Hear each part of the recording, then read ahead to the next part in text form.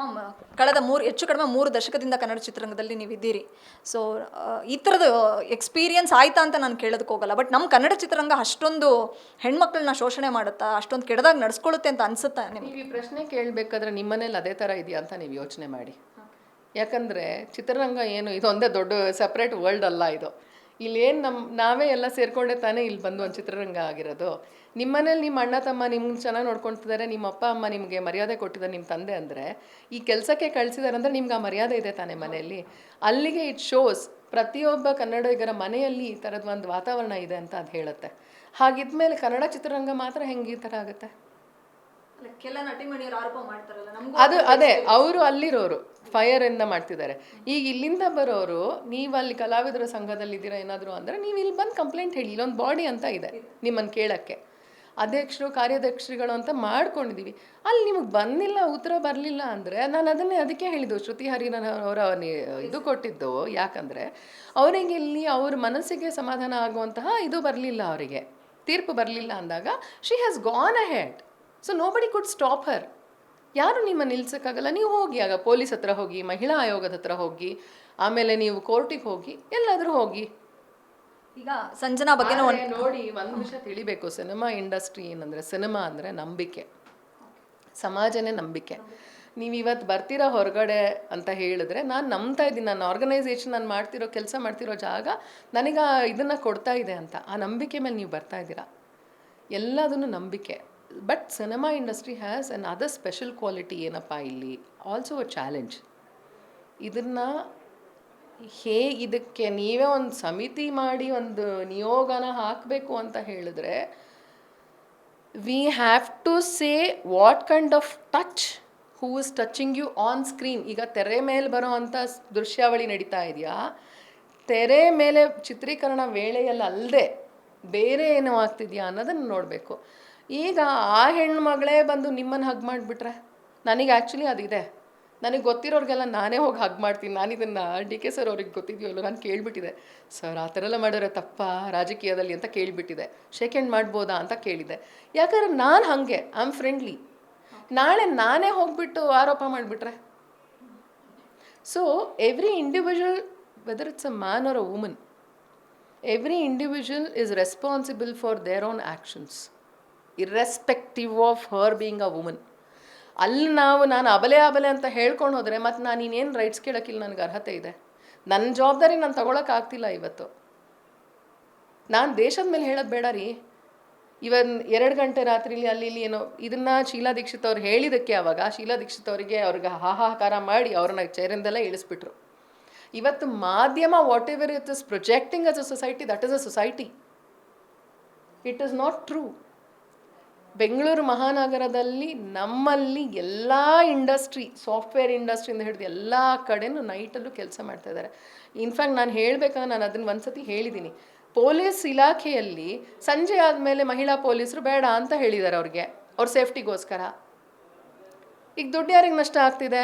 ಹಂಗಾರೆ ನಾನು ಮಹಿಳೆ ಆಗಿದ್ದೇನು ಉಪಯೋಗ ಆಗಿದೆ ಸಮಾಜಕ್ಕೆ? ನಾನು ಭಾರ ಆಗ್ತಿದ್ದೀನಿ ಅಂದರೆ ನಾನು ಯಾಕ್ರಿ ಬರಬೇಕಲ್ಲಿ ಪೊಲೀಸ್ ಆಗಕ್ಕೆ?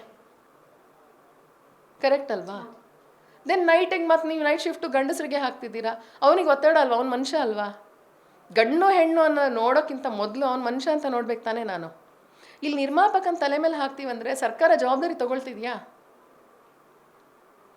ತಗೊಳ್ಳಿ, ಜವಾಬ್ದಾರಿ ತಗೊಳ್ಳಿ. ಅವ್ರು ತಗೊಂಡು ಮಾತಾಡಲಿ ಮುಖ್ಯಮಂತ್ರಿಗಳು ಅವರ ಅನುಮೋದನೆಯನ್ನು ಅವ್ರು ಸ್ವೀಕಾರ ಮಾಡಿದ್ದಾರೆ. ಸ್ವೀಕಾರ ಮಾಡಿಬಿಟ್ಟು ಅವರು ಮಹಿಳಾ ಆಯೋಗದವ್ರನ್ನ ಇಲ್ಲಿ ಕಳಿಸಿದ್ದಾರೆ. ಯಾಕೆ ಕಳಿಸಿದ್ದಾರೆ ನಮಗೆ? On what basis? Were there any case lodged? My first question, nobody has a right to come. ನಮ್ಮಲ್ಲಿ ಪ್ರೈವಸಿ ಆ್ಯಕ್ಟ್ ನಮ್ಮಲ್ಲಿ ಮಾಡಲಿಲ್ಲ ಅಂದರು ಸುಪ್ರೀಂ ಕೋರ್ಟಲ್ಲಿ. ಆದರೂ ಸಹ ನನ್ನ ಮನೆಗೆ ಯಾರೋ ಒಬ್ಬ ಕೇಳದೆ ಬರ್ತಾನೆ ಅಂದರೆ ನನಗೆ ಕೇಳೋ ಹಕ್ಕಿದೆ. ನಾನು ಯಾಕೆ ಕೇಳಬಾರ್ದು? ನಾನು ಕೇಳ್ತೀನಿ ಮುಖ್ಯಮಂತ್ರಿಗಳಿಗೆ. ಇದನ್ನು ಅವರ ಇದನ್ನು ಲೆಟರ್ ತೊಗೊಂಡಿದ್ದಾರೆ. ಏನಂತ ತೊಗೊಂಡ್ರು? What is their representation? Did they represent women on the whole? Did they represent women only of the cinema industry? When they say cinema, which are the people they're talking about? One who are here, one who are where? If they are taking the responsibility, why are they not formed a committee themselves? Is my question. ನಾಡಾವಳಿ ಮಾತಲ್ಲೆಲ್ಲ ನಡೆಯಲ್ಲ ರೀ. ಇವತ್ತು ನಮ್ಗೆ ಹೋಗ್ಬಿಟ್ಟು ಸಿಕ್ಕಾಕಿಸ್ರ ನೀವು, ಕಣ್ಕಂಡು ಅವ್ರಿಗೆ POCSO ಹಾಕ್ತಾ ಇದ್ದಾರೆ. ಇವತ್ತು 80 ವರ್ಷ ಆಗಲಿ 70 ವರ್ಷ ಯಾರಿಗಾದರೂ ಆಗಲಿ, ನಾಳೆ ಬರೋದು ಇವತ್ತು ನಮ್ಮದು ಚೈಲ್ಡ್ ಲೇಬರ್ ಆ್ಯಕ್ಟಲ್ಲಿ ಕನ್ಸಿಡರ್ ಮಾಡಿದ್ದಾರೆ. ಈಗ ನಮಗೆ ಮಕ್ಕಳು ಬೇಕು, ಇಬ್ಬರು ಮಕ್ಕಳಿದ್ದಾರೆ ಅಂತ ಹೇಳಿದ್ರೆ, ಆ ಮಗು ಬಂದುಬಿಟ್ಟು ಏನಾದ್ರು ಕಂಪ್ಲೇಂಟ್ ಮಾಡಿದ್ರೆ ನಾಳೆ ಇಡೀ ಸಿನಿಮಾ ಲಿಟಿಗೇಷನ್ಗೆ ಹೋಗಲ್ಲ. ಅವನಿಗೆ ಹೆಂಡತಿ ಮಕ್ಕಳಿಲ್ವಾ? ಅವನೇನು ನಮ್ಮನ್ನು ಉದ್ಧಾರ ಮಾಡೋಕ್ಕೆ ಬರ್ತಿದ್ದಾನೆ? ಅವನ ತಲೆ ಮೇಲೆ ಯಾಕೆ ನಾವು ಹಾಕಬೇಕಾ ಜವಾಬ್ದಾರಿನ? Even chief minister sir is answerable to this. Why not? It is not just about a woman and women right. ಅನ್ನ ಎಲ್ಲರ ಹಕ್ಕು. ಸರ್ ಅದರಲ್ಲಿ ಬಿಲೀಫ್ ಇರೋರು, ಅದನ್ನು ನಂಬೋರವರು. ನನಗೆ ಅನ್ನ ಕೊಡೋನ ಮೇಲೆ ನೀನು ಅವನ ತಲೆ ಮೇಲೆ ಇದನ್ನು ಭಾರವನ್ನು ಹಾಕ್ತಾ ಹೋದರೆ ಅವ್ನು ನನಗೆ ಕೊಡಲ್ಲ ನಾಳೆ. ಈಗ ಆಗಿದೆ ಮಲಯಾಳಮಲ್ಲಿ, ಅವರೇ ಹೇಳ್ತಾ ಇದ್ದಾರೆ ನಮಗೆ ಕೆಲಸ ಸಿಗ್ತಾ ಇಲ್ಲ, 6 ವರ್ಷ ಆಯಿತು ನಾವು ಕಂಪ್ಲೇಂಟ್ ಹಾಕಿದಾಗಿಂದ. ಕಂಪ್ಲೇಂಟ್ ಹಾಕಬೇಡಿ ಅಂತ ಯಾರೂ ಹೇಳಲಿಲ್ಲ. ಇವತ್ತು ಇಡೀ ಇಂಡಸ್ಟ್ರಿ ಮುಚ್ಚೋಗಿದೆಯಲ್ಲ, ಅಲ್ಲಿ ಯಾರು ಜವಾಬ್ದಾರಿ ತಗೊಳ್ತಾರೆ?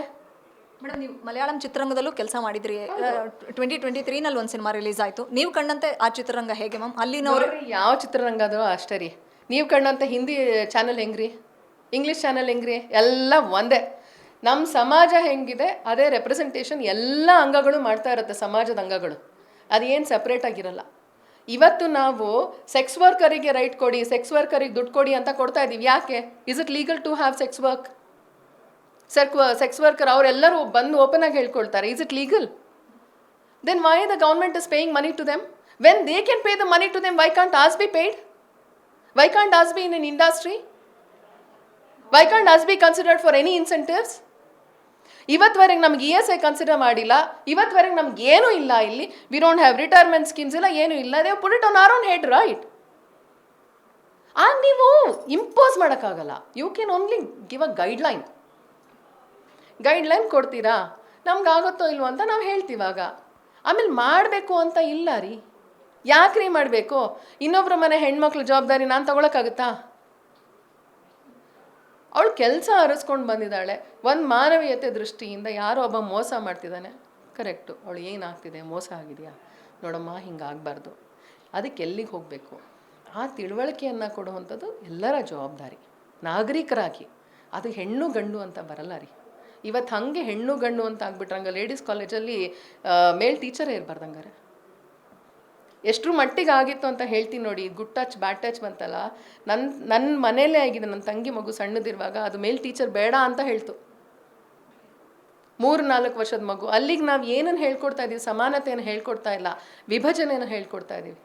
ನೀನು ಇವತ್ತು ಸಣ್ಣೋಳಿಂದ ನನ್ನ ಗಂಡಸಿಂದ ದೂರ ಹೋದರೆ ಅಪ್ಪನ ಅಪ್ಪ ಅನ್ನೋ ಹತ್ರ ಅಪ್ಪ ಅನ್ನಲ್ಲ, ಅಣ್ಣನ ಅಣ್ಣ ಅನ್ನಲ್ಲ ಅಂದರೆ ನಾಳೆ ದಿನ ನಾನು ಗಂಡನ ಜೊತೆ ಹೇಗೆ ಸಂಸಾರ ಮಾಡ್ತೀನಿ? ಅದಕ್ಕೆ ತಾನೇ ಇಷ್ಟೊಂದು ವಿಚ್ಛೇದನಗಳಾಗ್ತಾ ಇರೋದು. It goes with everything and everywhere. But my only question here is, ಒಬ್ಬ ಪ್ರೊಡ್ಯೂಸರು ಅವನ ತಲೆಯ ಮೇಲೆ ಈ ಜವಾಬ್ದಾರಿಯನ್ನು ಯಾಕೆ ತಗೊಳ್ಬೇಕು? ಯಾವಾಗ ನಮಗೆ ಕರ್ನಾಟಕ ರಾಜ್ಯ ಸರ್ಕಾರ ಅವನಿಗೆ ಯಾವ ಸವಲತ್ತೂ ಕೊಡದೇ ಇದ್ದಾಗ ಅವರಿಗೆ ಯಾವ ಹಕ್ಕು ಇಲ್ಲ ಇದನ್ನು ಹೇಳೋಕ್ಕೆ. ಅವ್ರು ಹೇಳ್ತಾರೆ ನಾಳೆ ನಮ್ಗೆ ಹುಡುಗಿಯರು ಬೇಡ ಅಂತ. ಇವಾಗಲೇ ನಮಗೆ ಪಾತ್ರಗಳಿಲ್ಲ, ಹೆಂಗಸರು ಬೇಡ ಅಂತ ಹೇಳ್ತಾರೆ. ಇದಾಗಿದೆ ನಮ್ಮ ಒಕ್ಕೂಟಗಳಲ್ಲಿ ಬೇಡ ಅಂತ ಹೇಳ್ತಿದ್ದಾರೆ. ಯಾಕಂದರೆ ಹೋಟೆಲ್ ಕೊಡೋದು ಕಷ್ಟ. ಹುಡುಗಿ ಬಂದರೆ ಒಂದೇ ರೂಮ್ ಕೊಡಬೇಕು, ಹುಡುಗರಾದ್ರೆ ನಾನು 3-4 ಜನನ ಹಾಕ್ತೀನಿ, ನಾನೇ ಪ್ರೊಡ್ಯೂಸ್ ಮಾಡಿದ್ದೀನಿ. ಈಗ ಒಬ್ಬಳೇ ಹುಡುಗಿ ಇರ್ತಾಳಂತ ಅಂದ್ಕೊಳ್ಳಿ, ಒಂದು ಯೂನಿಯನಿಂದ ಬಂದಾಗ ನಮಗೆ ಶೂಟಿಂಗಿಗೆ ಒಂದು ಹುಡುಗಿ ಬಂದರೆ ನಾನು ಅವಳನ್ನು ಎಲ್ಲಿ ಅಕಾಮಡೇಟ್ ಮಾಡಲಿ? ಅವಳಿಗೆ 1 ರೂಮ್ ಕೊಡಬೇಕು, ನನಗೆ 1 ರೂಮಲ್ಲಿ 4 ಜನ ಹುಡುಗರು ಇರ್ತಾರೆ. C, it is about money. Bhavana ನಿರ್ಮಾಪಕರ ನಟಿ ಅನ್ನೋದು ಗೊತ್ತು ಮ್ಯಾಮ್. ಇವತ್ತು ನಿಮ್ಮ ಮಾತುಗಳನ್ನು ಕೇಳಿಸ್ಕೊಂಡ್ರೆ ನೀವು ಉದ್ಯಮದ ಪರ, ಚಿತ್ರೋದ್ಯಮ ಅಂತ ಕನ್ಸಿಡರ್ ಮಾಡಬೇಕು ಸರ್ಕಾರ. ಅನಂತರ ಕೊಡಲಿಲ್ಲ ಅಂದಮೇಲೆ ಅವ್ರಿಗೆ ಎಲ್ಲಿಂದ ಅವ್ರು ನಮಗೆ ಇಂಪೋಸ್ ಮಾಡೋಕ್ಕಾಗತ್ತೆ ರೀ? ಯಾವುದೇ ಸರ್ಕಾರಕ್ಕೆ ಆ ಹಕ್ಕೇ ಇಲ್ಲ. ಇದು ಪ್ರಜಾಪ್ರಭುತ್ವ. ಹಾಗಂತ ನನ್ನ ನಿಯಮಾವಳಿಗಳನ್ನ ತಗೊಂಡು ನಾನು ಏನೇನೋ ಅದನ್ನು ಪರಿಪಾಲಿಸದೆ ನಾನು ಏನೋ ಮಾಡ್ತಿದ್ದೀನಿ ಅಂದರೆ ಬೇರೆ ವಿಷಯ. It has us own history. ನನಗೆ ತಪ್ಪು ಸರಿ ಅಲ್ಲ. ಅವರು ಒಂದು ಏನೋ ಆರ್ಗನೈಸೇಷನ್ ಸಂಸ್ಥೆ ಅಂತ ಮಾಡ್ಕೊಂಡಿದ್ದಾರೆ. ಅದು ಯಾವುದ್ರಲ್ಲಿ ಮಾಡ್ಕೊಂಡಿದ್ದಾರೆ, ಅವ್ರನ್ನ ಅವ್ರು ಏನಂತ ಕರೆದಿದ್ದಾರೆ ನಮಗೆ ಗೊತ್ತಿಲ್ಲ. ನೀವು ಸರಿಯಾಗಿ ಕೇಳ್ಕೊಳ್ಳಿ ಅವ್ರು ಏನಂತ ಕರ್ಕೊಂಡಿದ್ದಾರೆ ಅವ್ರನ್ನ ಅಂತ. ಯಾವ ಆ್ಯಕ್ಟಲ್ಲಿ ಅವ್ರು ರಿಜಿಸ್ಟರ್ ಮಾಡಿದ್ದಾರೆ ಅಂತ ಕೇಳ್ಕೊಳ್ಳಿ. ಆ ಆ್ಯಕ್ಟಿಗೆ ಅವ್ರಿಗೆ ಆ ಪರಿಮಿತಿಯಲ್ಲಿ ಬರುತ್ತೆ ಅಂದರೆ ಆ ಕಮಿಟಿ ಮಾಡ್ಕೊಳ್ಳಿ ಅವರು. ನೋಬಡಿ ಈಸ್ ಸ್ಟಾಪಿಂಗ್ ನಿಮ್. ಯಾರಾದರೂ ಹೇಳಿದ್ರಾ ನೀವು ಫೈರ್ ಅಂತ ಮಾಡಬೇಡಿ ಅಂತ? ಅಥವಾ ನಾವೇನಾದರೂ ಕರ್ನಾಟಕಕ್ಕೆ ಅವ್ರು ಕೊಟ್ಟರೆ ಅನುಮೋದನೆ ಕೊಟ್ಟರೆ ನಾವು ದೂರು ಕೊಡೋಕೆ ಆಗ್ತಾ ಇರಲಿಲ್ವಾ? ಅದನ್ನು ಕನ್ಸಿಡರ್ ಮಾಡಬೇಡಿ, ಅಥೆಂಟಿಕ್ ಮಾಡಬೇಡಿ ಅಂತ ನಾನು ಹೇಳೋಕ್ಕಾಗತ್ತಾ? No, they have their own right. But they have no to say ನಮ್ಮ ತಲೆ ಮೇಲೆ ಹಾಕ್ಬಿಟ್ಟು ನೀವು ನಿಮ್ಮ ಚಲನಚಿತ್ರ ಮಂಡಳಿಯಲ್ಲಿ ಸಮಿತಿ ಮಾಡಿ ಅಂತ ಹೇಳೋದು ತಪ್ಪು. ಅದು ರಾಜ್ಯ ಸರ್ಕಾರಕ್ಕೂ ಆಗಲ್ಲ. ಯಾಕಂದರೆ ವಿ ಹ್ಯಾವ್ ಟು ಕಮಾಂಡರ್ ಸರ್ಕಾರ ಫಾರ್ ದ್ಯಾಟ್. ಮ್ಯಾಮ್ ಈಗ ಒಂದು ಲಾಸ್ಟ್ ಕ್ವಶನು. ಈಗ ಕಲಾವಿದರ ಸಂಘ ಆಲ್ರೆಡಿ ಇದೆ, ಕಲಾವಿದರ ಸಂಘ ಆಲ್ರೆಡಿ ಇದೆ. ಮಹಿಳಾ ಕಲಾವಿದರ ಸಂಘ ಬೇಕು, ಮಹಿಳೆಯರ ಮೇಲೆ ಆಗ್ತಿರ್ತಕ್ಕಂಥ ಶೋಷಣೆಗಳು, ಅವ್ರ ಸಮಸ್ಯೆಗಳೇನು ಅಂತಂದು ಕೇಳೋದಕ್ಕೆ ಒಂದು ಸೆಪರೇಟ್ ವಿಂಗ್ ಬೇಕು ಅನ್ನೋಂಥದ್ದು ಸಂಜನಾ ಮೇಡಮ್ ಅವರ. ನೋಡಿ, ಸ್ಪೇನಲ್ಲಿ ದೇ ಹ್ಯಾವ್ ಲೀಗಲೈಸ್ಡ್ ಹೋಮೋಸೆಕ್ಷುವಲ್ ಮ್ಯಾರೇಜಸ್ನ ಲೀಗಲೈಸ್ ಮಾಡಿದ್ದಾರೆ. ಈಗ ಅಲ್ಲೊಂದು ತಲೆನೋವಾಗಿದೆ. ಸ್ಪೇನಲ್ಲಿ ಒಂದು 2-3 ಸಿಟಿಲಿ ಮಾಡಿದ್ದಾರೆ, ಅಮೆರಿಕಾದಲ್ಲಿ 1-2-3 ಸ್ಟೇಟಲ್ಲಿ ಮಾಡಿದ್ದಾರೆ, ಅವರು 1-2-3 ಸ್ಟೇಟಲ್ಲಿ ಮಾಡ್ಕೊಂಡಿದ್ದಾರೆ, ಲೀಗಲೈಸ್ ಮಾಡ್ಕೊಂಡಿದ್ದಾರೆ ಸಲಿಂಗ ವಿವಾಹನ. ನಮ್ಮಲ್ಲಿ ಇನ್ನೂ ಚರ್ಚೆಗಿದೆ ಅದು, ಆಯಿತಾ. ಈಗ ಸಲಿಂಗ ವಿವಾಹದಲ್ಲಿ ಏನಾಗಿದೆ, ಹೆಣ್ಣನ್ನು ಮದುವೆ ಆಗಿದ್ದಾಳೆ, ಒಂದು ದೂರಲ್ಲಿ ಬಂದಿತ್ತು, 1ನೇ ಮಾಡಿಯಿಂದನೋ 2ನೇ ಮಾಡಿಯಿಂದನೋ ಅವಳು ತಳ್ಳೋ ಪ್ರಯತ್ನ ಮಾಡಿದ್ಲು ಗಂಡನ ಜಾಗದಲ್ಲಿ ಇರೋಳು ಅಂತ. ಈಗ ಅಲ್ಲಿ ಹೆಣ್ಣು ಶೋಷಣೆಯನ್ನು ಹೆಣ್ಣೆ ಮಾಡಿದರೆ ಅಲ್ಲಿ ಆ್ಯಕ್ಟ್ ಏನಿದೆ, ನಮ್ಮಲ್ಲಾದರೂ ಏನಿದೆ? ಹೆಣ್ಣಿಗೆ ಹೆಣ್ಣೆ ಹೊಡೆದ್ರೆ ಏನಿದೆ ಇದೆಯಾ? ಈಗ ಅಲ್ಲಿ ಕೇರಳದಲ್ಲಿ ಒಬ್ಬ ಹುಡುಗ ಹೋಗಿ ಒಬ್ಬ ಗಂಡಸ್ರ ಮೇಲೆ ಅವನು ಹಾಕಿದ್ದಾನೆ ನನಗಾಗಿದೆ ಅಂತ. ಅದಕ್ಕೆ ನೀವು ಮೊದಲು ಇದಕ್ಕೆಲ್ಲ ಉತ್ತರ ಕಂಡುಕೊಳ್ಳಿ. ನೀವು ಬರೀ ಹೆಣ್ಣಿಂದ ಮಾತಾಡಿದ್ರೆ ಆಗಲ್ವಲ್ಲ. ಇವತ್ತು ನೀವೇ ಬಂದು ನನಗೆ ಹೊಡೆದ್ರೆ ನಾನೇನು ಎಲ್ಲಿ ಹೋಗಲಿ? ನಾನು ಯಾವ ಆ್ಯಕ್ಟಲ್ಲಿ ಹಾಕಲಿ ನಾನು? ಹಾಗಾದರೆ ನಂಗೆ ಹೆಂಗಸರು ನಂಗೆ ಮೋಸ ಮಾಡಲ್ವಾ? ಮೋಸ ಮಾಡ್ತಾರೆ. ಅದೆಲ್ಲ ತಪ್ಪು ರೀ, ಅದು ತಪ್ಪು ಕಲ್ಪನೆ. ಇದನ್ನು you are giving when you are talking about equality, there has to be equality for everyone, as simple as that, irrespective of the gender in the sex. ಇದನ್ನು ಯು ಆರ್ ಟಾಕಿಂಗ್ ಅಬೌಟ್ ಸಲಿಂಗ ಪ್ರೇಮಿಗಳಿಗೆ. ನಾನೇನು ಸಲಿಂಗ ಪ್ರೇಮಿಗಳು ವಿರೋಧಿ ಅಲ್ವೂ ಅಲ್ಲ. ನಾನು 377ನ ನಾನು welcome ಮಾಡ್ತೀನಿ, ನಾನು ಯಾವಾಗಲೂ. I am not. ಆದರೆ ಅಲ್ಲಿ ತಲೆ ಬಿಸಿ ಹಿಂಗಾಗ್ತಿದೆ ನೋಡಿ, ಅಲ್ಲಿ ಇನ್ನೂ ಬಂದಿಲ್ಲ, ಕಾನೂನು ವ್ಯವಸ್ಥೆನೇ ಬಂದಿಲ್ಲ. ಗಂಡನ ಜಾಗದಲ್ಲಿದ್ದೋಳು ನನಗೆ ದುಡಿದ್ಲು, ನನಗೆ ಹೊಡೆದ್ಲು, ಅದಕ್ಕೆ ಬಂದಿಲ್ಲ. ಇನ್ನು ವಿಚ್ಛೇದನ ಕೊಡಿ, ಬಂದಿಲ್ಲ. ಮಾಡಲಿ ಇವ್ರ ಸರ್ಕಾರದವರು, ಇವ್ರು ಮೊದಲು ಮಾಡ್ಕೊಂಡ್ಲಿ. ಇದೆಲ್ಲ ನಮ್ಮಲ್ಲಾಗೋದಲ್ಲ. ಮತ್ತು ಸರ್ಕಾರ ನಮ್ಮ ತಲೆ ಮೇಲೆ ಇರೋದಲ್ಲ. ಸರ್ಕಾರ ಇರೋದು ನಮ್ಮ ಪರವಾದ ಧ್ವನಿಯನ್ನು ನೀವು ಅಲ್ಲಿ ತೊಗೊಂಡು ಹೋಗಿ ಮೇಲ್ಮನೆಗೆ, ಅಲ್ಲಿ ತೊಗೊಂಡು ಹೋಗಿ ನೀವು ತನ್ನಿ, ನಿಯಮಾವಳಿಗಳನ್ನ ತನ್ನಿ, ಎಲ್ಲ ಮಾಡಿ ನಮಗೆ ಪೂರಕವಾದ ಸಹಕಾರವನ್ನು ನೀವು ಕೊಡಿ. ಯಾಕಂದರೆ ಇದು ಹಣ ತಾನೇ. ಹಣ ಏನು ಯಾರು ಪ್ರೊಡ್ಯೂಸರಿಗೆ ಲಾಸ್ ಆದರೆ ಏನಾದರೂ ಸರ್ಕಾರ ನಮಗೆ ಕೊಡ್ತಾ ಇದೆಯಾ? No, right. Then how is anybody has right to come and impose on us? Nobody has a right. ನಿಮ್ಮ ಕಾರ್ಪೊರೇಟಲ್ಲಿ ಇರೋವಂತಹ ಚಾನಲ್ಗಳು, ಕಾರ್ಪೊರೇಟ್ ಆ್ಯಕ್ಟಲ್ಲಿ ಇರೋವಂಥ ಚಾನಲ್ಗಳು ಅವರಿಗೆ ಸರ್ಕಾರದಿಂದ ಸಿಗ್ತಾ ಇದೆ, ಅವ್ರು ಕೊಡಬೇಕಾಗತ್ತೆ. ನನಗೆ ಸಿಗ್ತಾ ಇಲ್ವಲ್ಲ, ನಾನು ಯಾಕೆ ಕೊಡಲಿ? ಹೆಂಗೆ ಕೊಡೋಕ್ಕೆ ಬರುತ್ತೆ? ನಾನು ಈಗ ಸಮಿತಿ ಎಲ್ಲಿಂದ ಮಾಡ್ತಾರೆ? ಇವ್ರು ಹೇಳಿದ್ರು NGOನ ಕರ್ಕೊಂಡು, ಒಂದು NGO ಇರುತ್ತೆ, ಒಂದು ಇವ್ರು ಇರ್ತಾರೆ, ಒಂದು ಅವ್ರು ಇರ್ತಾರೆ, ಎಲ್ಲ ಹೆಂಗಸರು ಸೈನ್. ನಾನು ಕೊಡೋಲ್ಲ ಅಂತ ಹೇಳಿದ್ದೀನಿ ಹೆಂಗಸರು ಸೈನ್ ಮಾಡಿಕೊಡೋದ್ರಲ್ಲಿ. ಯಾಕೆ? ಇಂಡಸ್ಟ್ರಿ ಚಲನಚಿತ್ರ ಮಂಡಳಿ ಅನ್ನೋವಂಥದ್ದು, ಚಲನಚಿತ್ರ ರಂಗ ಅನ್ನೋಂಥದ್ದು ಬರೀ ಹೆಂಗಸ್ರಿಗೆ ಸಂಬಂಧಪಟ್ಟಿದ್ದಲ್ಲ, ಇದು ಎಲ್ಲರೂ ಇರೋ ಅಂಥದ್ದು. So if the government does not have an answer in a supportive manner, because it's also revenue generating industry. ನಾವು ಬರೀ ನಮಗೆ ಮಾತ್ರ ಕೊಡಿ ಅಂತ ಹೇಳ್ತಿಲ್ಲ. ಅಷ್ಟು ರೆವಿನ್ಯೂ, ಪ್ರವಾಸೋದ್ಯಮ, ಸಂಸ್ಕಾರವನ್ನು ಹೇಳುವಂಥದ್ದು, ಸಂಸ್ಕೃತಿ, ಭಾಷೆಯನ್ನು ಎತ್ತಿ ಹಿಡಿಯುವಂಥದ್ದು ಎಲ್ಲದನ್ನು ನಾವು ವಿ ಆರ್ ಕವರಿಂಗ್. ನೀವು ಮರಿಬೇಡಿ, ಯಶ್ ಚೋಪ್ರಾ ಅವರು ಸ್ವಿಟ್ಜರ್ಲ್ಯಾಂಡಿಗೆ ಹೋಗಿ ಶೂಟಿಂಗ್ ಮಾಡೋಕ್ಕೆ ಶುರು ಮಾಡಿದ್ಮೇಲೆ Switzerland tourism was improved. It's only because of Yash Chopra. ಅಲ್ಲಿ ಇನ್ನೂ ಅಲ್ಲೆಲ್ಲ ಇದೆ ನೋಡಿ, ಥ್ಯಾಂಕಿಂಗ್ ದ ಪೋಸ್ಟರ್ಸು ಅಲ್ಲಿ ಇಲ್ಲಿ ಇದೆ ಅಲ್ಲಿ. ಸೊ ಕಾಂಟ್ರಿಬ್ಯೂಷನ್ ಇಲ್ಲವೇ ಇಲ್ಲ. ನಾವೇನೋ ಸುಮ್ಮನೆ ಬಂದು ಮಾಡ್ಕೊಂಡು ಹೋಗ್ತೀವಿ ಅಂದರೆ ಬೇರೆ ಥರ. ಸಮಾಜ ಕಾಂಟ್ರಿಬ್ಯೂಷನ್ ಇದೆಯಲ್ಲ.